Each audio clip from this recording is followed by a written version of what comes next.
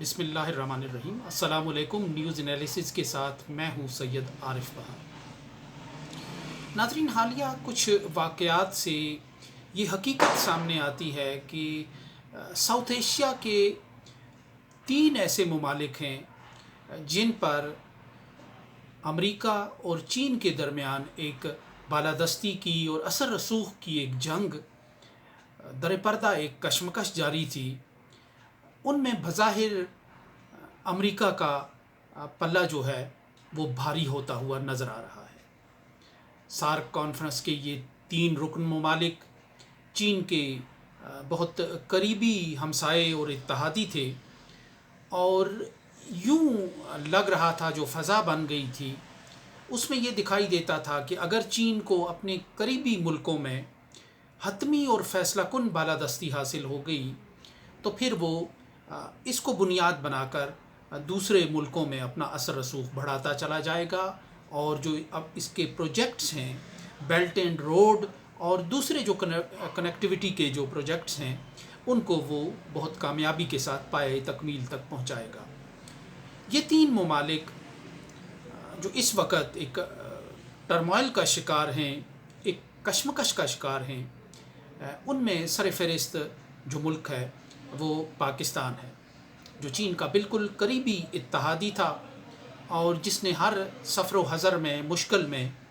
چین کا ساتھ نبھایا، اور چین نے بھی مشکل گھڑیوں میں مشکل لمحوں میں پاکستان کا ساتھ دینے میں بخل سے کام نہیں لیا۔ پاکستان کو اقتصادی لحاظ سے اور عسکری لحاظ سے مضبوط بنانے میں اور ایک بامانی قسم کی دفاعی ضروریات پوری کرنے میں اور مدد کرنے میں چین بہت نمایاں ملکوں میں شامل رہا ہے۔ پاکستان ایک سیاسی کشمکش کا شکار ہوا۔ پاکستان ہی چین کے بعد اس کے عزائم، اس کے منصوبوں اور اس کی عالمی کنیکٹیوٹی کا سب سے اہم مرکز تھا، جس کا پہلا جو لٹمس ٹیسٹ تھا وہ سی پیک کی صورت میں تھا، پاک چین اقتصادی راہداری کی صورت میں تھا۔ اور اگر یہ پروجیکٹ کامیاب ہوتا اور ہوتا ہے تو اس کے نفسیاتی اور سیاسی اثرات باقی دنیا پر بھی مرتب ہوں گے، کیونکہ اس طرح کے اور بہت سے جو منصوبے ہیں وہ چین کے بلو پرنٹ چین کے پاس موجود ہیں اور چین ان پہ کام کر رہا ہے۔ لیکن یہ جو ہے جو پاک چین اقتصادی راہداری تھی، یہ سب سے اہم منصوبہ تھا۔ چونکہ یہ چین کے لیے ایک نئے چین کے لیے اور چین کی عالمی ابھار کے لیے یہ ایک شہرگ کی سی حیثیت تھی اس کی، تو اس لیے امریکہ نے بھی اس پروجیکٹ کو اپنے نشانے پر رکھ لیا تھا۔ بھارت بھی چونکہ ایک متنازع علاقے کا بہانہ بنا کر، چونکہ یہ گلگت بلتستان اس کا 0 پوائنٹ تھا اور گوادر تک یہ جاتا تھا، تو وہ بھی اس بہانے سے اس کا درپے اعزار تھا اور اس کے مخالفت میں سرگرم تھا۔ نظر یہ آ رہا تھا کہ پاکستان کے اس منصوبے کو، چین اور پاکستان کے اس مشترکہ منصوبے کو ناکام بنانے کے لیے بھارت اور امریکہ پوری قوت صرف کریں گے، پوری طاقت صرف کریں گے۔ وہ چاہیں گے کہ اس پہلے ہی سٹیپ پہ چین کو پسپا کر دیا جائے، پاکستان کو پیچھے کر دیا جائے، تاکہ پھر باقی جو منصوبے ہیں کاغذوں پر وہ روب عمل نہ آ سکیں، اور جو باقی ممالک ہیں جو آگے بڑھ کر تعاون کرنا چاہتے ہیں وہ اپنا ہاتھ اور اپنے پاؤں پیچھے کھینچ لیں اس منصوبے سے۔ ان میں بہت سے ایسے ہتھیار تھے کہ جن کے ذریعے پاکستان کو اس منصوبے سے دور رکھنا مقصود تھا۔ ایک تو دہشت گردی تھی، عسکریت تھی، گوادر سے لے کر گلگت بلتستان تک اس منصوبے کو سبوتاج کرنے کے مختلف منصوبے تھے۔ لیکن اس کے ساتھ ساتھ پاکستان کا جو بازو مروڑنا ہے، اقتصادی بازو مروڑنا وہ اس پالیسی کا ایک اہم حصہ تھا۔ یعنی پاکستان ایک پہلے ہی کمزور معیشت تھا، قرض پہ چلنے والی، ادھار پہ چلنے والی ایک معیشت تھی۔ اس کو جب IMF کے ذریعے اس پہ زیادہ کڑی شرائط اور زیادہ پابندیاں عائد کی جائیں تو پھر پاکستان نے لا محالہ ڈھیر ہونا تھا۔ یہ وہ وقت تھا جہاں چین کے پاس پاکستان کو اس ساری ٹرمائل سے، اس ساری اقتصادی مشکل سے، دلدل سے نکالنے کے لیے ایک بلو پرنٹ ہونا چاہیے تھا. یعنی پاکستان کو جب آئی ایم ایف اپنے چنگل میں لے گا، جب اس کو کی چیخیں نکالے گا، جب اس کو اپنی شرائط پر کام کرنے پر مجبور کرے گا، آمادہ کرے گا، تو اس وقت ریسکیو کرنے کے لیے چین کے پاس ایک پلان بی ہونا چاہیے تھا پاکستان کو اس ساری صورتحال سے نکالنے کے لیے. لیکن جو صورتحال سامنے آئی ہے پچھلے برسوں سے، اس میں لگتا ہے کہ چین کا اس حوالے سے کوئی پلاننگ، کوئی منصوبہ بندی اور کوئی اس کی اس حوالے سے پلان بی نظر نہیں آتا. یعنی وہ بالکل ایک وقت کے سہارے، آنے والے دنوں کے سہارے اور دھارے پر بیٹھ کر انتظار کرتا رہا کہ جو ہوگا دیکھا جائے گا. جب امریکہ نے آئی ایم ایف کے ذریعے پاکستان کا بازو مروڑنا شروع کیا تو بالآخر وہ جھکتا چلا گیا، وہ ڈھیر ہوتا چلا گیا، وہ دبتا چلا گیا، اور آئی ایم ایف کے ذریعے پاکستان سے امریکہ اور دوسری طاقتیں اپنی شرائط منواتی رہی. تو یہ ایک ایسی صورتحال تھی کہ جس میں پاکستان میں ایک اینٹی امریکن جو اسٹیبلشمنٹ کا ایک لابی تھی پاکستان کے اندر، اس نے کوشش کی تھی کہ اس صورتحال سے نکل کر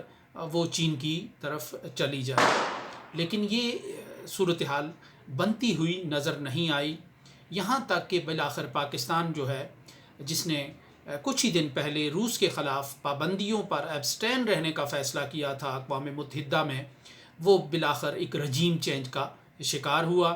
وہ اقتصادی طور پر اتنا کمزور اور مجبور ہوا کہ وہ دیوالیہ تو شاید نہ ہو، اور دیوالیہ تو اسے نہ ہونے دیا جائے کہ ایک ایٹمی طاقت ہے، لیکن بالکل وہ دیوالیہ پن کی دہلیز پہ کھڑا ہے. بالکل ایسے ہی کہ جیسے فیٹف کی گرے لسٹ میں ڈال کر اسے ایک تلوار لٹکا دی گئی ہے پاکستان کے سر پہ بدنامی کی، پابندیوں کی، بالکل اسی طرح آئی ایم ایف کی صورت میں اسے معاشی طور پر ایک گرے لسٹ میں ڈالا گیا ہے. یعنی وہ نہ دیوالیہ ہے اور نہ دیوالیہ ہونے سے بچ رہا ہے، یا اس سے بہت دور ہو رہا ہے اس لکیر سے، بالکل ایک دہانے پہ کھڑا ہوا ہے وہ دیوالیہ پن کے. اس کے نتیجے میں بہت سی معاشی مشکلات آتی ہیں جو عوام کو سہنا پڑ رہی ہیں، مہنگائی بڑھ رہی ہے، اور دوسرے بہت سے جو معاملات اور مشکلات ہیں وہ پیدا ہو رہی ہیں، اور لوگوں میں ایک بے چینی اور ہیجان کی سی کیفیت بھی ہے. پاکستان اپنی اس اقتصادی مجبوری کے ہاتھوں مجبور ہو کر امریکہ کے آگے ڈھیر ہوتا ہوا نظر آ رہا ہے، سرنڈر کرتا ہوا نظر آ رہا ہے. جو رجیم چینج کی فرمائش ہے وہ بھی شاید اس کے پورا ہونے کی ایک بڑی وجہ شاید یہی تھی، اقتصادی مشکلات ہی تھی. کیونکہ جب اس حکومت، عمران خان حکومت کے گرنے کے بعد نئی حکومت بنی، تو انہوں نے بالکل اوپنلی یہ بات کہی کہ یہ ایک پاکستان کی معاشی مشکلات ہیں، اور جانے والوں نے پاکستان کی معاشی مشکلات ایبسلوٹلی ناٹ اور دوسری ایسی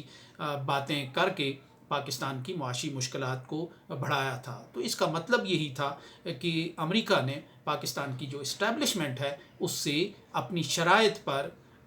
اس کو اپنی شرائط کے تحت لانے کے لیے، اس سے اپنی شرائط منوانے کے لیے بڑی حد تک کامیابی حاصل کی ہے. اگر یہی صورتحال رہتی ہے تو اس میں جو پاک چین اقتصادی راہداری کا معاملہ ہے وہ خاصی مشکل میں نظر آتا ہے. اس کے ساتھ جنوبی ایشیا کا جو دوسرا ملک ہے سری لنکا،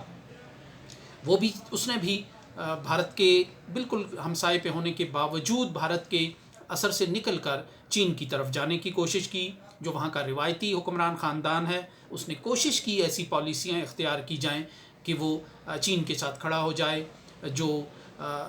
وہاں کی ایک بندرگاہ تھی سری لنکا کی، اس میں چین نے ان کی مدد کی، بالکل ایسے ہی کہ جیسے گوادر میں کی.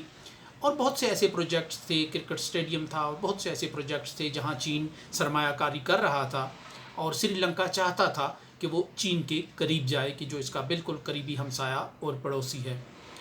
لیکن چین کی جو سری لنکا کی معاشی مشکلات ہیں وہ بڑھتی چلی گئیں، اس پہ آئی ایم ایف کی سختیاں مضبوط ہوتی گئیں، بڑھتی چلی گئیں. اور کرونا کی وجہ سے سری لنکا کی جو سیاحت ہے، جس کا میں زیادہ تر جس کا انحصار سیاحت پہ ہے، وہ جو اس کی معیشت ہے وہ خراب ہو گئی کرونا کی وجہ سے، اور یوں اس کی اقتصادی جو مشکلات ہے وہ بڑھتی چلی گئیں. ایسے میں سری لنکا نے ہاتھ پاؤں مارنے شروع کیے، مجبور ہو کر بھارت کے ساتھ بھی رجوع کیا، لیکن بھارت نے سری لنکا کو ریسکیو کرنے سے صاف انکار کیا۔ پھر چین جس کی وجہ سے مرے تھے، جن کے لیے وہ رہے وضو کرتے، چین کے ساتھ رابطہ کیا، لیکن چین نے بھی یہاں کوئی پالیسی اختیار نہیں کی اس کو ریسکیو کرنے کی، اس کو بچانے کی، اس کو IMF کے، اس کو امریکہ کے چنگل سے نکالنے کے لیے کوئی اقتصادی مدد نہیں کی ٹھوس۔ نتیجہ یہ نکلا کہ وہاں ایک سیاسی کشمکش شروع ہوئی، جس کے نتیجے میں حکومت بھی ڈوب گئی اور مظاہرے بھی ہوئے، خوراک کی قلت، توانائی کی قلت اور بہت سے ایسے مسائل ہیں جس کا سری لنکا شکار ہے، یہاں تک کہ سری لنکا کو دیوالیہ ہونا پڑا IMF کے لحاظ سے، کہ اس کے پاس IMF کو ادا کرنے کے لیے کوئی چیز نہیں تھی، کوئی قرض نہیں تھے، پیسے نہیں تھے، کہ آج نتیجہ اب اس کا یہ نکلا کہ IMF کی گرفت جو ہے وہ سری لنکا پر ایک بار پھر مضبوط ہو گئی۔ سری لنکا کو بچانے کے لیے، ریسکیو کرنے کے لیے اقتصادی طور پر کوئی ملک آگے نہیں آیا۔ ڈیفینیٹلی اب اسے بالآخر پاکستان کی طرح IMF کے ہی رحم و کرم پر رہنا ہوگا، اور IMF اسے اٹھائے گا تو اسے اپنی شرائط پر اٹھائے گا، اس کی پالیسیز پر اثر انداز ہوگا، اس کی خارجہ پالیسی پر اثر انداز ہوگا، اور اس کے دوسرے جو خارجہ معاملات ہیں ان پر وہ اپنی گرفت قائم کرے گا۔ کچھ تیسرا ملک ایسا ہی جو اسی صورتحال میں افغانستان بھی نظر آ رہا ہے، جو اس ریجن کا ایک اہم ملک ہے، جس نے 17 برس تک امریکہ کی بالادستی اور فوجی قبضے کے خلاف لڑائی لڑی، اور بالآخر امریکہ کو وہاں سے نکلنا پڑا اور اپنا سامان سمیٹ کر، بوریا بستر باندھ کر وہاں سے جانا پڑا۔ لیکن اب امریکہ کے پاس اس کا پلان بھی تھا کہ اس نے افغانستان کو، جتنی بھی اینٹی امریکہ حکومت وہاں بنے یا فورسز وہاں برسر اقتدار آئیں، لیکن امریکہ کے پاس اس کا پلان بھی موجود تھا کہ وہ IMF کے ذریعے، وہ عالمی اقتصادی اداروں کے ذریعے افغانستان کا بازو مروڑے گا، افغانستان کو اس حد تک مجبور کرے گا کہ یہ جو فتح ہے وہ افغانستان کے لوگوں کو بے معنی اور لایانی لگنے لگے گی، اور وہ بالآخر اٹھ جائیں گے طالبان کے خلاف، طالبان رجیم کے خلاف اٹھ جائیں گے، اور ان کسی مسیحا کا انتظار کرنے لگیں گے، اور یوں اقتصادی طور پر اقتصادی پالیسیوں کی وجہ سے اب اس افغانستان کو جو فوجی اعتبار سے اس کے چنگل سے نکل گیا تھا، جو اس کی فوجی پالیسیز کی وجہ سے اس کے چنگل سے نکل گیا تھا، امریکہ اس افغانستان کو اقتصادی شہرہ پر پاؤں رکھ کر دوبارہ اپنے کنٹرول میں، اپنی زیر اثر اور اپنی بالادستی میں لائے گا، تاکہ وہ چین کے ساتھ اس کی کنیکٹیویٹی نہ ہو سکے، چین کے مستقبل کے منصوبوں اور عزائم میں وہ شریک نہ ہو سکے۔ اس وقت افغانستان کی یہی صورتحال ہے۔ ابھی تک تو وہ داخلی طور پر اپنے دیسی انداز سے اپنے معاملات اور مسائل کو حل کرتے ہوئے نظر آ رہے ہیں طالبان، لیکن اگر یہ پابندیوں کا یہی سلسلہ رہا، ان کے فنڈز منجمد ہیں، ان کے اثاثے منجمد ہیں، ان کو کوئی امداد نہیں مل رہی، تو اس کا جو نتیجہ ہے وہ افغانستان کی معیشت پر پڑے گا، اور افغانستان کا عام آدمی طالبان کے مقابلے میں ایک بار پھر کسی مسیحا کا انتظار کرے گا، اور یوں ایک خانہ جنگی اور ڈی سٹیبلائز ہو جائے گا یہ ملک دوبارہ۔ یہ صاف نظر آ رہا ہے۔ تو ان تین ملکوں کی حالت زار جو بالکل چین کے قریبی ممالک ہیں، یہاں چین ریسکیو کرتا ہوا ہمیں نظر نہیں آتا، جس کے بعد یہ سوال پیدا ہونا فطری سی صورتحال ہے کہ کیا موجودہ جو ایک کشمکش ہے عالمی، کیا چین اس میں ایک ریلائیبل پارٹنر ہے؟ کیا چین ایک ریلائیبل اتحادی ہے ملکوں کا؟ کیا چین کے بھروسے پر کچھ ملک اٹھ کر مغرب کو اور یورپ کو اور امریکہ کو اور ان کی بالادستی کو اور ان کے بالادست اداروں کو للکار سکتا ہے، ان کو چیلنج کر سکتا ہے، ایک متبادل دنیا کا خواب دیکھ سکتا ہے؟ ابھی تک کی جو صورتحال ہے وہ چین کی ایک روایتی جو سست روی کی پالیسی ہے، اس میں یہ صورتحال نظر آتی ہے کہ چین کی جو کریڈیبلٹی ہے ایک بااعتماد دوست ہونے کی وجہ سے وہ اس کئی سوالات کی زد میں ہے۔ اس پالیسی کا، یعنی چین کی پالیسی یہ ہے کہ اس نے کسی کو مچھلی پکڑ کے نہیں دینی، مچھلی پکڑنے کا طریقہ سکھانا ہے، لیکن یہاں یہ ہو گیا ہے کہ مچھلی پکڑنے کے جو ہتھیار اور اوزار تھے، وہ راڈ اور جال جو تھے، وہ بھی امریکہ نے چھین لیے ہیں۔ اب لوگ جو ہے جو اس پالیسی سے ہٹ کر سوچ رہے ہیں، امریکن پالیسی سے ہٹ کر، وہ ان کو مچھلی پکڑنے کی بھی اجازت نہیں دے رہا، بلکہ IMF کے ذریعے مچھلی کے ٹکڑے ان کے منہ میں ڈال کر ان کے لیے مسیحائی کا سامان کرنے جا رہا ہے۔ تو اس نئی جو صورتحال ہے جس میں تین اہم ملک اقتصادی بحران کا شکار ہو کر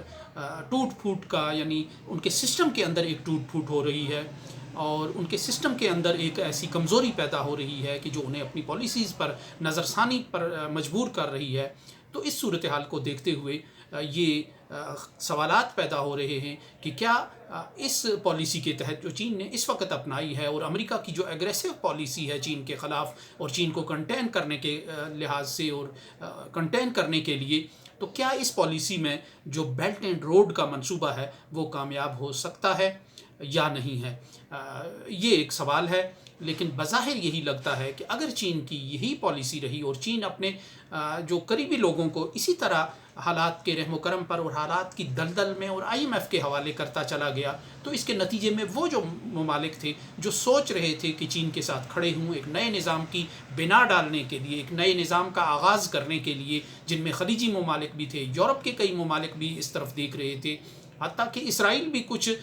للچائی ہوئی نظروں سے اس ایک نئی دنیا کو دیکھ رہا تھا، وہ تمام ممالک جو ہے وہ ایک بار پھر سہم جائیں گے اور ڈر جائیں گے، اور وہ اس سسٹم سے، وہ اس نئے نظام سے، ایک متبادل دنیا کے خواب سے پیچھے ہٹ جائیں گے۔ تو یہ اب دیکھنا چین کے لیے، چین کی قیادت کے لیے ایک لمحہ فکریہ ہے کہ انہوں نے کس طرح ایک بدلتی ہوئی دنیا میں تھوڑی اپنی پالیسیز کی سست روی کی وجہ سے اور اپنے روایتی دھیمے پن کی وجہ سے اور متبادل پلان نہ ہونے کی وجہ سے انہوں نے ایک تیزی سے بنتے ہوئے ایک نقشے کو اور کینوس پر ابھرتی ہوئی ایک نئی تصویر کو کے تار و پود بکھیر دیے ہوئے ہیں، اور یوں لگتا ہے کہ بیلٹ اینڈ روڈ کا جو منصوبہ ہے سر دست وہ سنجیدہ چیلنجز کا شکار ہے اور سنجیدہ خطرات کی زد میں ہے، اور اگر حالات یہی رہے تو وہ منصوبہ کچھ زیادہ کامیاب ہوتا نظر نہیں آ رہا، اور دنیا میں جو تقسیم ابھر رہی تھی اور جو ایک بیلنس ہونے کے جو آثار اور امکانات تھے، وہ اس مرحلے پر ساؤتھ ایشیا کے ان 3 ممالک میں ایک آنے والی تبدیلیوں کی وجہ سے وہ اثرات اور وہ آثار پورے ہوتے ہوئے نظر نہیں آتے۔ اس کے ساتھ ہی اجازت دیجیے، اللہ نگہبان۔